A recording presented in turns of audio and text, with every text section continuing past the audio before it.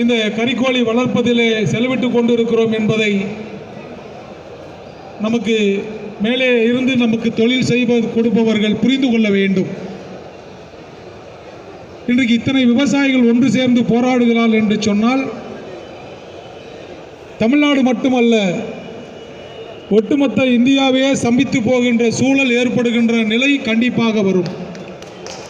அப்படிப்பட்ட நிலையை கொண்டு வராமல் இருப்பதற்கு நம்முடைய பொதுச் செயலாளர் அவர்கள் தொடர்ந்து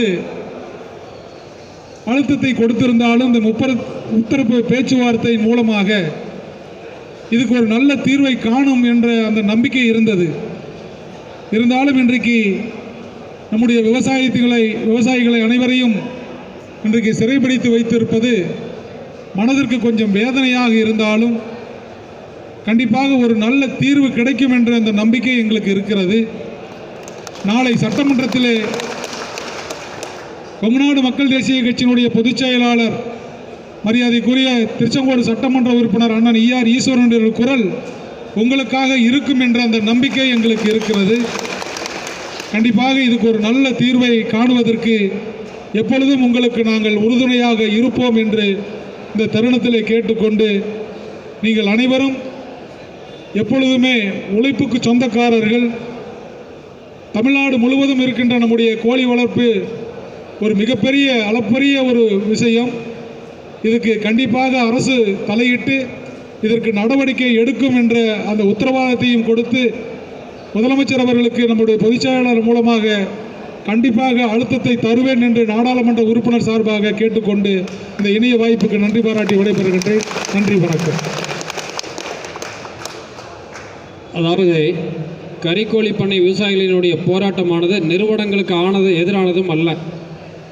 இந்த போராட்டமானது அரசுக்கு எதிரானதும் அல்ல. பண்ணையாளர்களுடைய வாழ்வாதாரத்தினுடைய கோரிக்கை போராட்டம் மட்டுமே உயர்வும் சட்டமன்றத்திலே விவசாயிகளுக்கான கறிக்கோழி பண்ணை விவசாயிகளின் ஒப்பந்த பாதுகாப்பு சட்டம் வேண்டும். இருந்தால் ஆண்டுக்கு ஒரு முறை பேச்சுவார்த்தை நடத்தி ஆண்டுக்கு ஒரு முறை கூலி உயர் வருகின்ற பொழுது இவர்களுக்கு இவ்வளவு சிரமங்கள் வரவே வராது. அதனால் அந்த பண்ணையாளர்களுக்கு 2013 தமிழ்நாடு முன்னாள் முதலமைச்சர் ஜெயலலிதா அவர்கள் காலத்திலேயே அரசாணை வெளியிடப்பட்டு அது நீத்து போக செய்துவிட்டார். அதற்கப்புறம் 2000ஆவது ஆண்டிலே மீண்டும் ஒரு முறை நடத்தப்பட்டு தான் கூலி உயர்வு செய்யப்பட்டது. இப்போ அதுக்கப்புறம் 5 ஆண்டுகளை கடந்து கொண்டிருக்கிறோம். ஆகவே முத்தரப்பு பேச்சுவார்த்தையின் மூலம் ஒரு ஒப்பந்த பாதுகாப்பு சட்டம் அரசாணை வெளியிட வேண்டும். அதற்கான முயற்சியை இந்த அரசு செய்து கொடுக்குமையானால் நான் அனைவருமே அத்துணை சட்டமன்ற உறுப்பினருக்கும் இந்த அரசுக்கும் நன்றி கடமைப்பட்டவர்களாக இருப்போமே தவிர இது அரசுக்கு எதிரானதும் அல்ல, நிறுவனத்துக்கும் எதிரானதும் அல்ல, வாழ்விற்குண்டான போராட்டம் என்பதை மட்டும் தெரிந்து கொள்கிறோம். ஐயா அவர்கள் உங்களுடைய கோரிக்கையை ஒரு மனுவாக சக்திவேல் அவர்கள் எங்களுக்கு உடனடியாக ஏற்பாடு செய்து கொடுங்கள். ஏன்னா அதில் என்னென்ன நம்ம சட்டமன்றத்தில் அதை பேசணும் அப்படிங்கிறத நம்ம ரெடி பண்ணி கொடுத்துருங்க.